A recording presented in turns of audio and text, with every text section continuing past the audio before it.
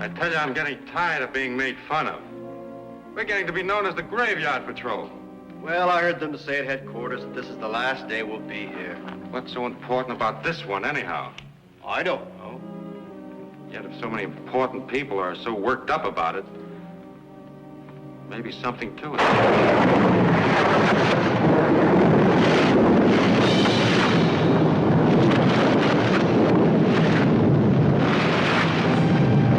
A lot of people ask, where can we find the resurrection in the Old Testament? The answer is in a word that we looked at earlier, kum, which means to rise.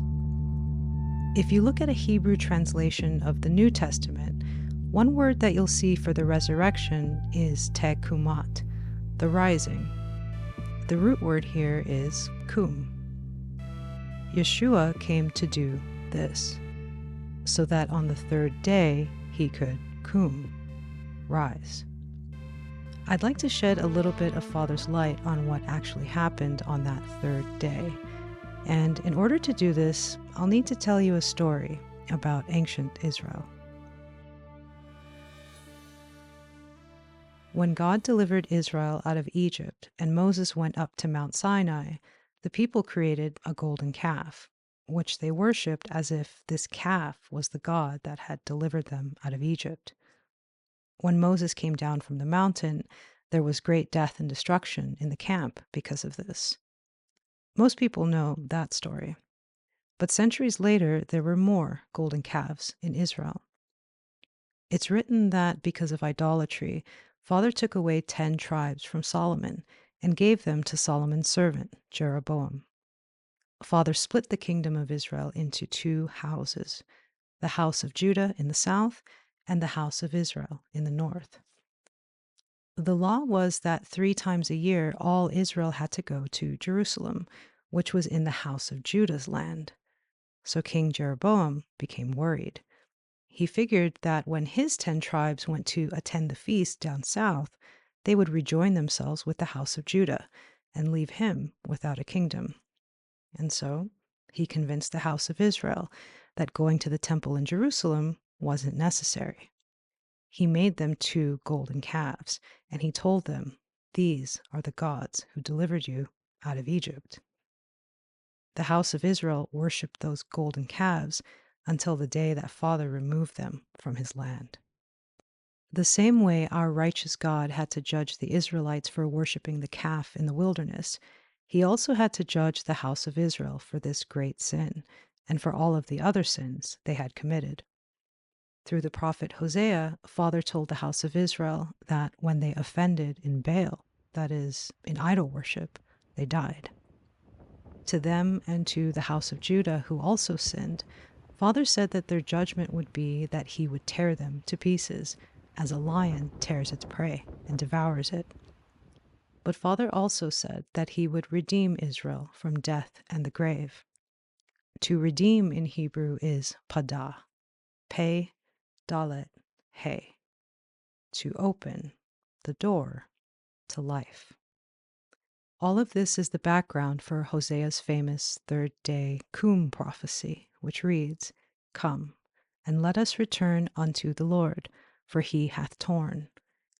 This is Father tearing Israel just as he said, as a lion tears.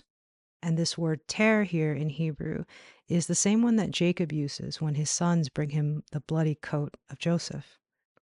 Jacob assumes that Joseph had been torn to pieces by wild beasts and is therefore dead. He hath torn, Hosea says, and he will heal us. He hath smitten. The word smitten in Hebrew is the same word that Father uses to describe what he did to all the people in the flood.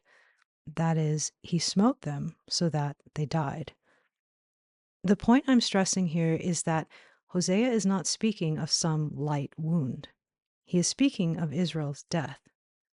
And it's an important point, because if we don't understand that Israel was dead, it's hard to fully understand the next part, where Israel is raised to life. He hath smitten, Hosea says, and he will bind us up. After 2 days will he revive us.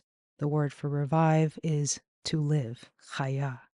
He will revive us, And in the third day he will cum us, raise us up, and we shall live in his sight. This Hosea prophecy is the context for what the man of God says when he sees Messiah coming into the temple as a child. He speaks in the Spirit, and he says to Joseph and Mary, "This child is appointed for the fall and cum of many in Israel." Part of Yeshua's mission was to raise up the lost sheep of the house of Israel, who were torn, smitten, and dead. The scriptures say that saving Israel was not enough for our king. Father also wanted to open the door of the kingdom to the nations who were dead in Baal and also dead in many other gods. So when this third day comes, Resurrection Day, Cum Day, this is Yeshua raising not only himself, but also the dead in Israel who would turn from transgression, and also the dead of the nations who would have faith in his name. This is him raising us and giving us a chance to live before his sight. We talked earlier about how the word cum means rise, but also how it means to stand up and establish. The life that we are raised to is one in which we are established with Yeshua and by Yeshua as a son or as a daughter of the same Father.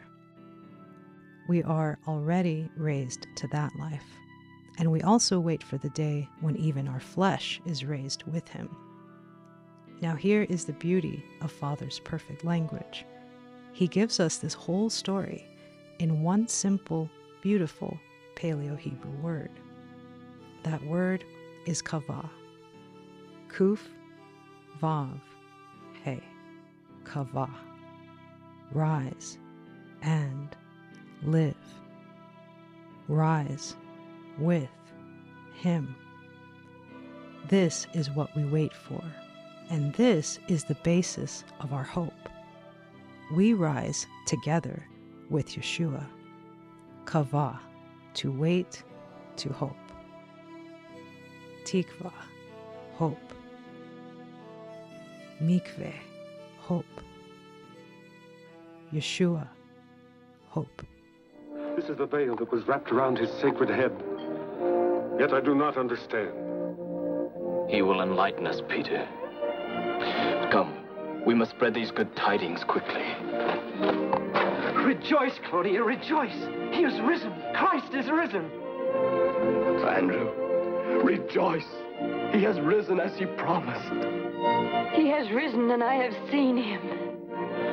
The soldiers say the one they crucified is risen. Is risen. I've just heard the news. The crucified one has come forth from the grave. He is risen? Yes. Rejoice, Centurion, Christ has risen.